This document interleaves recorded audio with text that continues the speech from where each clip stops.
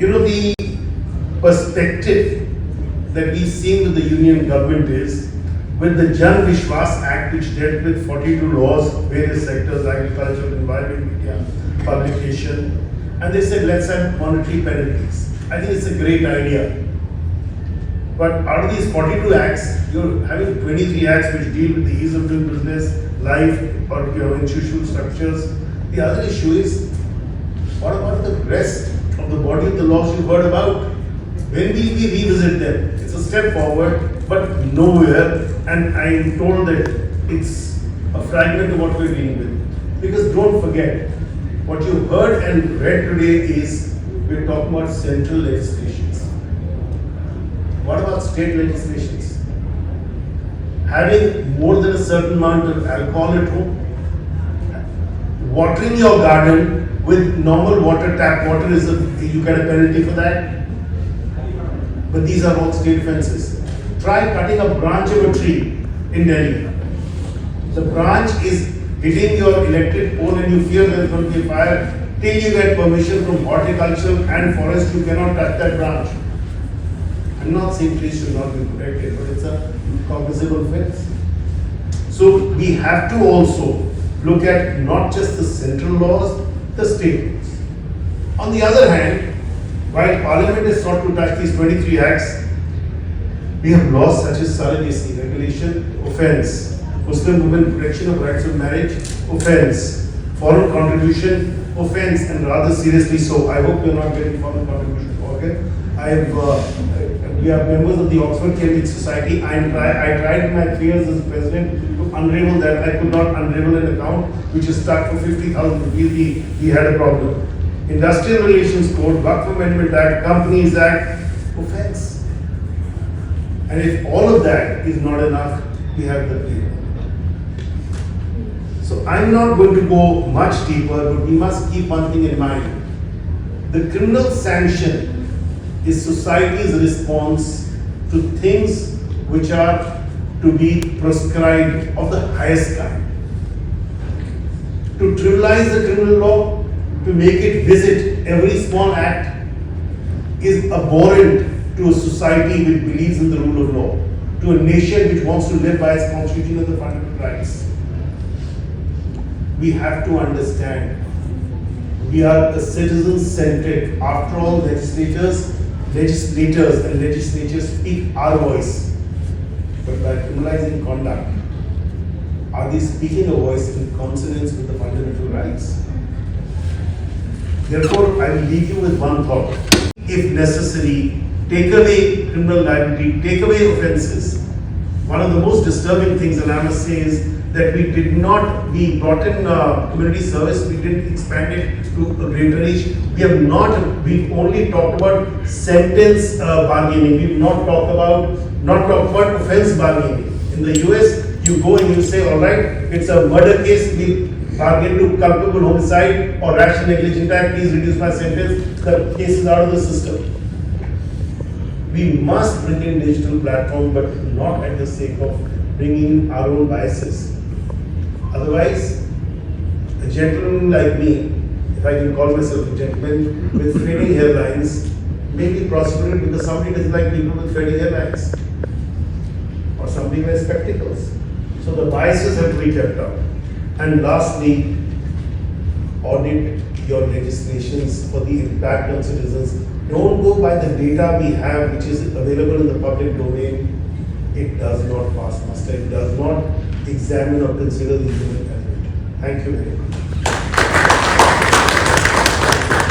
Particularly a wonderful occasion for me to bring to you a lens which I think VIDHI is trying to bring to this problem at large, which is an empirical approach to the problem.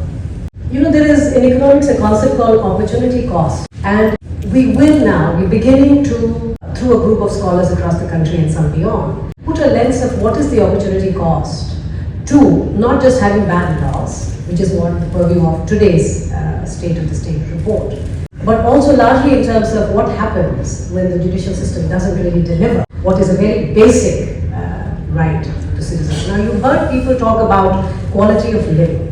And one of the measures which globally we have we are signatories to, which is the Sustainable Development Goals. And you know what SDG 1 is? It's eradication of extreme poverty. And you will all be delighted to know, but perhaps you already know, that in the last 12 years, if you look at a measure like the Rangarajan poverty line, which is not a simple food shortage, which is what the Tendulkar poverty line was, but this is more conservative because it talks about access to health and education, having rental, money, having conveyance money, etc. So it's a rich conservative metric. Even by that metric, which by the way is higher than the World Bank's measure of extreme poverty, India has eradicated poverty from 29.5 just 12 years ago to today where it stands at 3.9%. What I'm trying to tell you is that after 60 years of Garibi Hatao, the country has actually managed to get a handle on some of the deeper, long-running problems like extreme poverty. You look at any of the Sustainable Development Goals, maternal mortality, infant mortality, neonatal deaths, you look at quality of life by very many other metrics, India is making tremendous progress, except for one measure, which is contract enforcement. Despite multitude of efforts, at least the Jan Vishwas happens to be one, but despite, my heart sank a little bit when I found out that your master's thesis, I don't know how long back that was, about decriminalizing. But it is a little bit worrisome that something so fundamental is not coming at us, and we're not trying to handle it with the kind of urgency which perhaps it deserves. It is affecting quality of life of an average citizen. And today, all I want to do is compliment Argo and Vidhi's approach to telling you how powerful data can be. When you look at some of these problems and you're trying to make a compelling argument for why we need to throw all our weights behind not just internally making our laws more consistent, but also rational, which is what this report eventually is about. For instance, in the larger report, which I did read, a 2 rupee fine. Now I'm wondering, the least one could do is make it inflation adjusted. Who carries 2 rupees? How do you put 2 rupees together? A lot of these are old, they're anachronistic, and they can be fixed relatively quickly.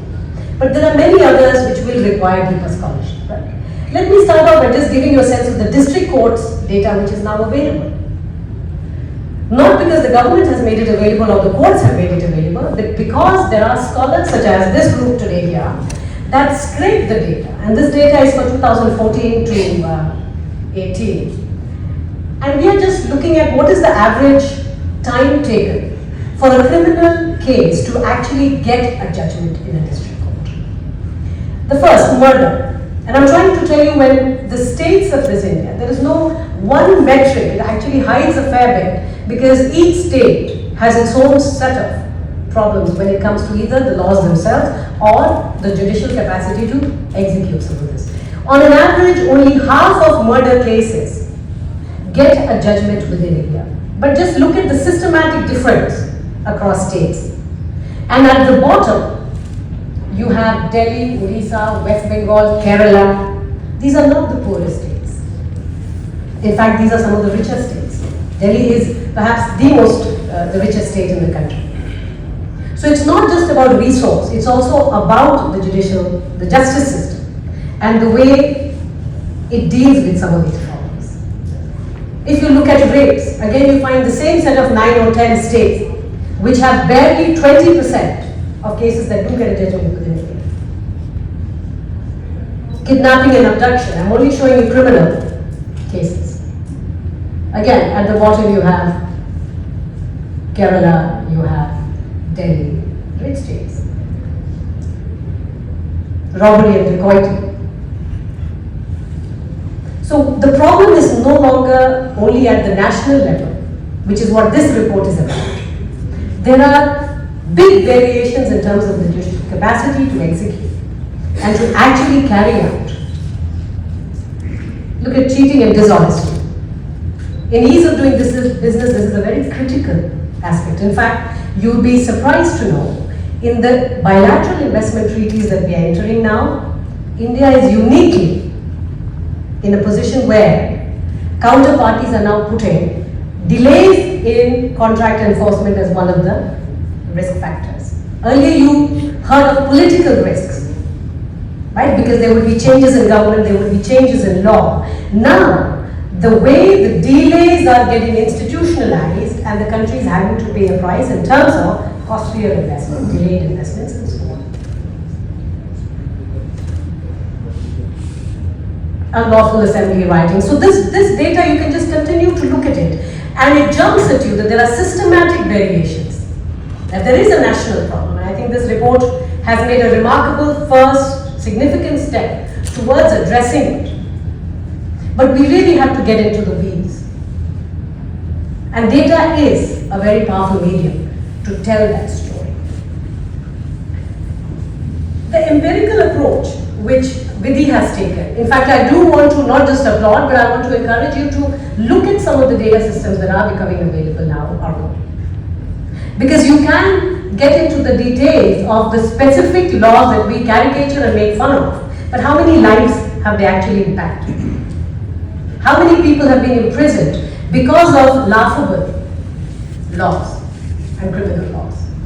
Now, Jan Vishwas, when we started talking about it, including Jan Vishwas 2.0, we started with much loftier ambitions. And somehow, through the system, it really winds down to a handful less than 100. It's laughable. So I'm here to encourage the team and to say that join forces. There are other researchers across the country, particularly economists. In fact, the group whose data I showed you today, these are economists across the world who have scraped e-courts, district court data and they put it together. And you can use some of this. But our effort will also be to ask administrators and push the judicial system to make more and more data available so that fine-tuning and improving and internally rationalizing a lot of these laws are made possible. So ease of doing business is a larger basket and we tend to think of it only as an economic factor, but it really does affect the quality of life. Because very many aspects of running business, and there are huge state-wise regulations. The same investments, in fact, a case that deals with land in Bihar takes on an average 15 years.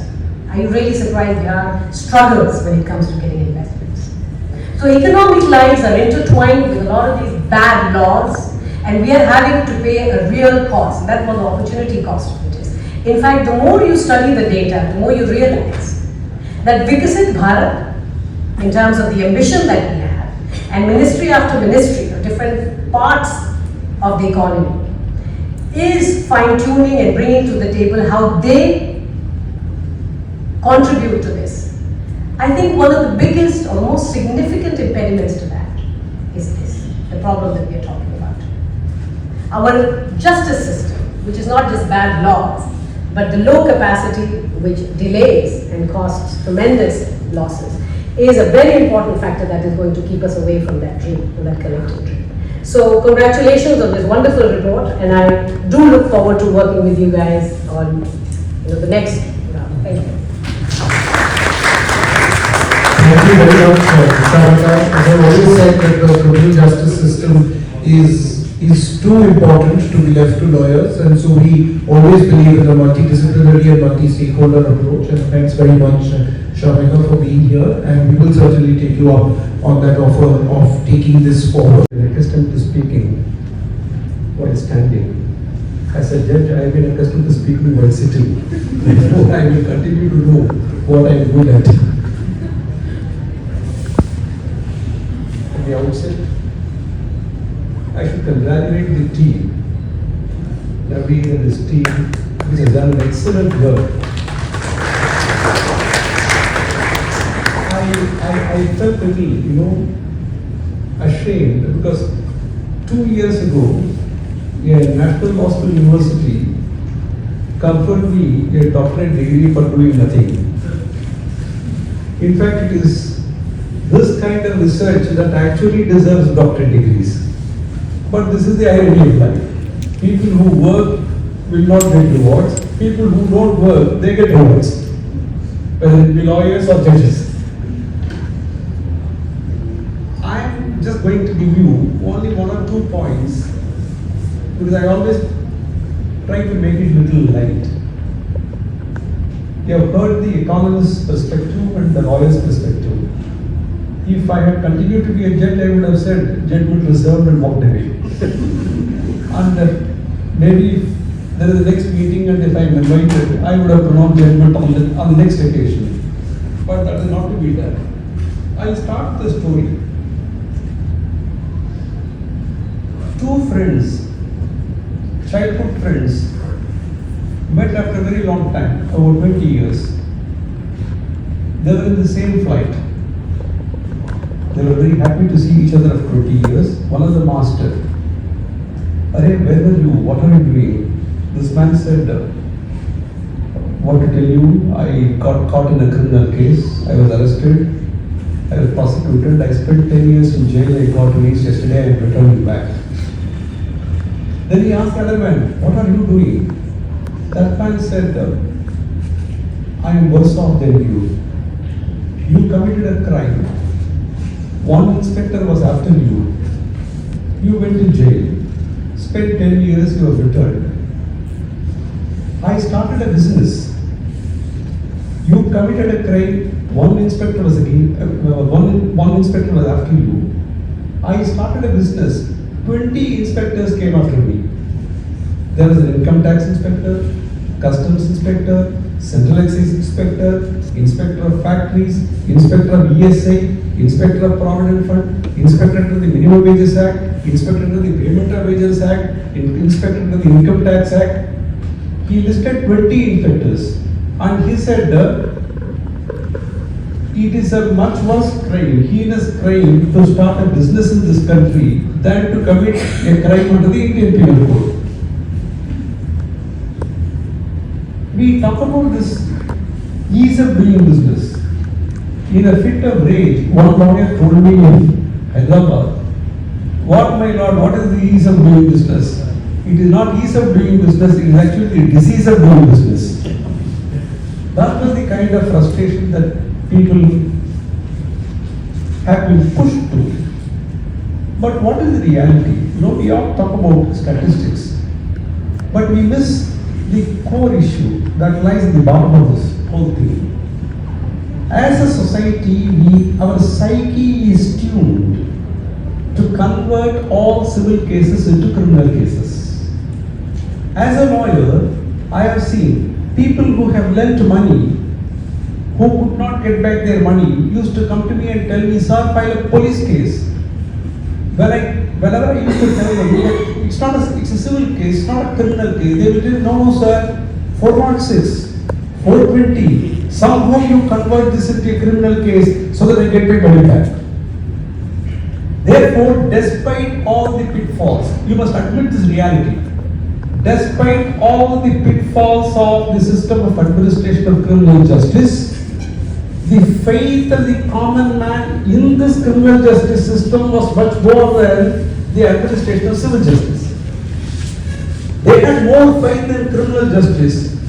We condemn police, we condemn the criminal justice system, but the common man wanted to go to the police to recover his money rather than going to a civil court to do this.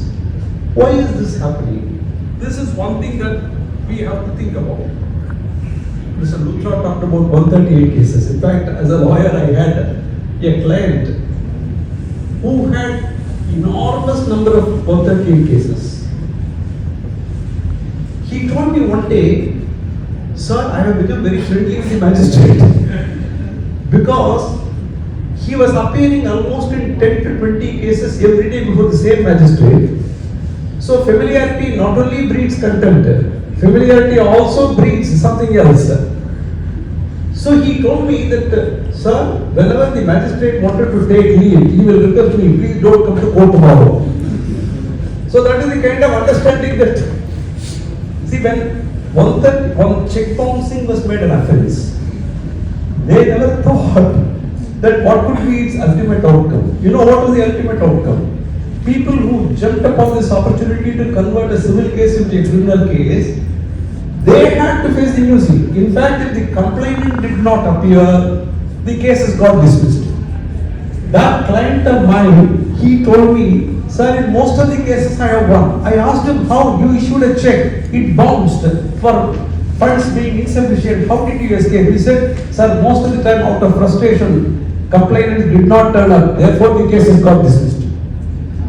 So instead of punishing the person who committed a conduct, let us not put it to the criminal offense. Instead of punishing the person who is responsible for the state of affairs, the system punished the complainant himself for a second time. So this, but unfortunately there was a demand. Our psyche demands that all civil cases get turned into criminal cases.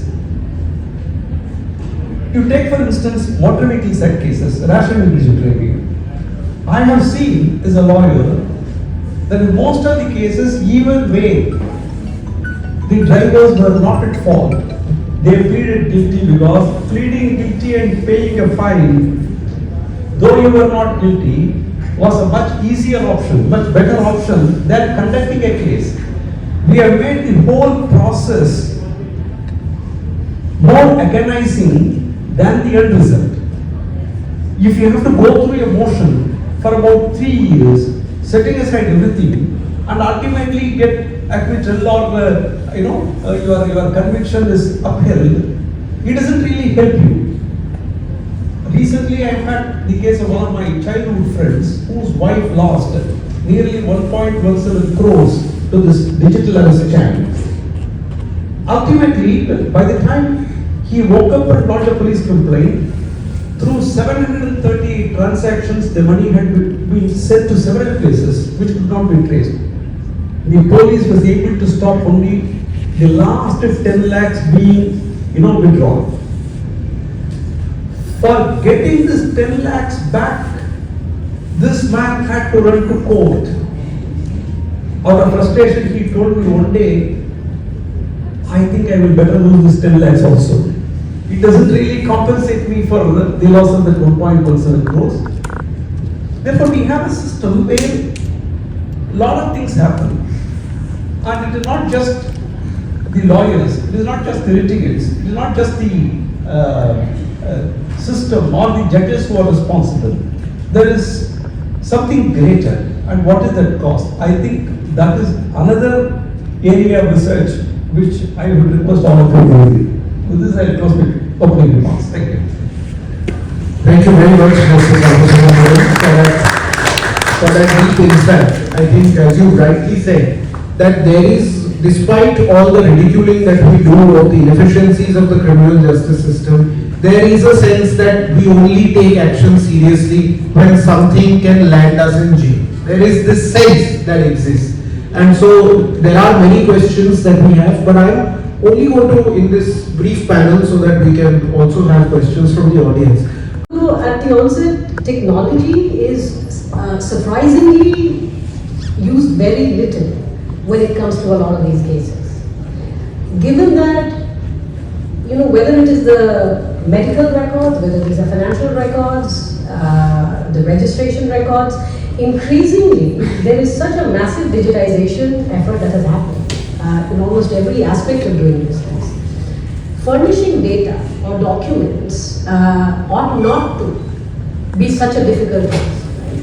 But I think the way our system is organized and the culture around seeing physical copies is unnecessary. So I think, in Jan Vishwas, I'm hoping that 2.0 will take care of a lot of these extremely simple to handle means of sharing and the use of technology, which can sweepingly take care of a lot of these issues. Right? Now, certain kinds of things need gazetted officers and so on and so forth, but even there, I think just making it self-attested, again, these are all technological fixes. So I think while we have seen improvements in terms of the larger ease of doing business, right from registering to winding up and financing, etc., there is very minimal use that we are seeing when it comes to contract enforcement. And I think making things available, not only is it then more transparent, but I'm guessing the judgment also then is relatively more transparent. So the delays that everyone spoke about here, a lot of it because sufficient documentation not being available, again, very quick to fix. So I'm hoping that Jan Vishwas 2.0 will tackle these sort of issues, and I'm told that they are on the list. So Justice Ramasubramanian, reason we find, and this is just a hypothesis, may be wrong, as to why a lot of these crimes continue to remain on the books is because of the fact that ultimately the people who get most adversely affected are the most marginalized and the vulnerable. So if you were to take even some of these examples, a sweeper being absent from duty for 1 month without notice, he can be put in prison for 3 months.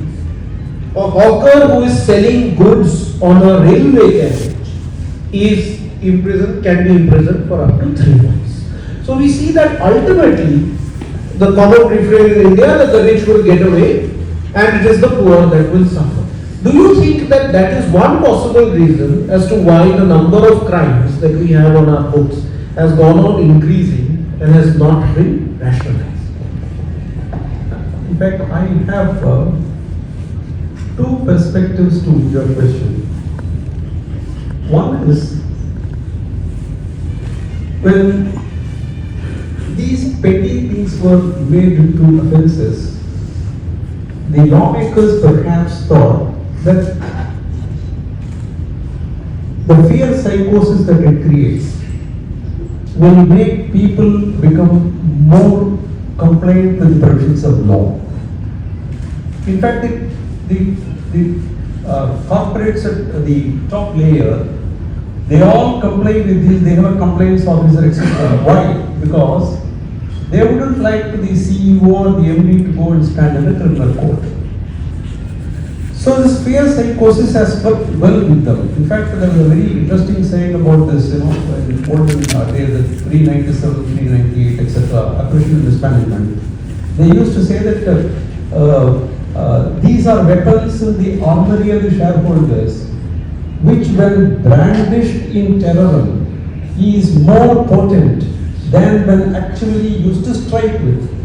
Therefore, these were intended to create a fear psychosis so that you become compliant with the law. The top layer became compliant. The bottom layer, it is much easier for them economically to get caught occasionally and face the consequences. The cost of compliance is much higher than the cost of non-compliance and getting caught. This is one perspective. Second perspective is